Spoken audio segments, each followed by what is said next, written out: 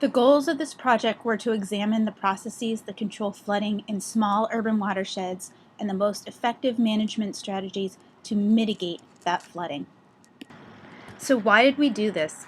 The processes that control runoff quantity and quality in urban watersheds are complex and not well understood, while impervious surfaces, such as roads, buildings, and parking lots, have traditionally been used to examine altered hydrologic response in urban watersheds.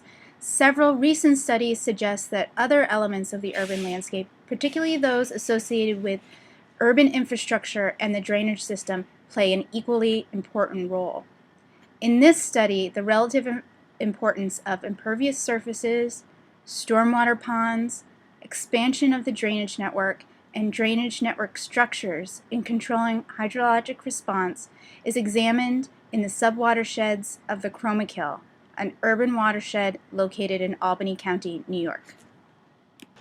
We used Geographic Information Systems, or GIS, analyses to map and investigate land surface and drainage network properties of the Chromoscape subwatersheds. And flood response was examined through observations of rainfall and runoff collected in the field and through stormwater modeling using the Environmental Protection Agency's Stormwater Management Model, or SWIM. Siena students played a key role in all of these components of the project. Let's hear from some of them now. I'm Matt Porter, and I'm a senior environmental science major at Siena College, and I worked on this project as part of my advanced GIS course project.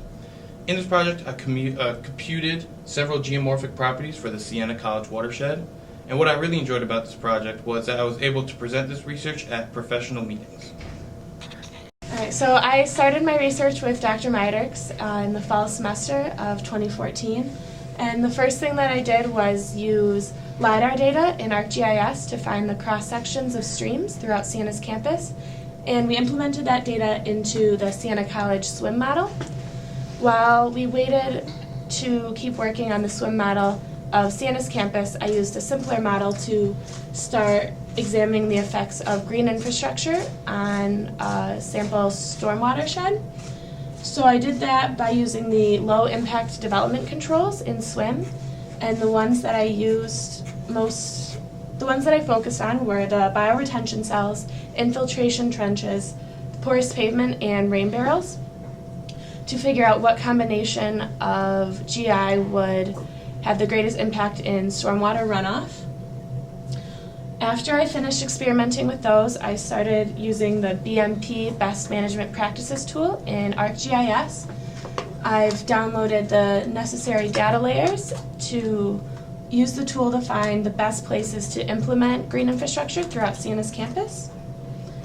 I started getting interested in stormwater management and hydrology through various classes and internships I've taken at Siena, and got interested in this research specifically because it's not being able to model stormwater, and stormwater management is an important tool not only for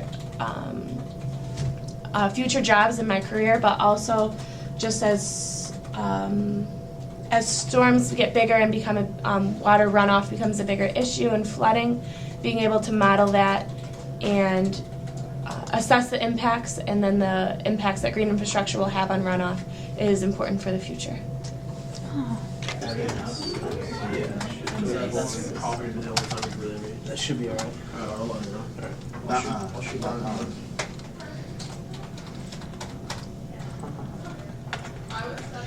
Oh wow, we decreased runoff by so much.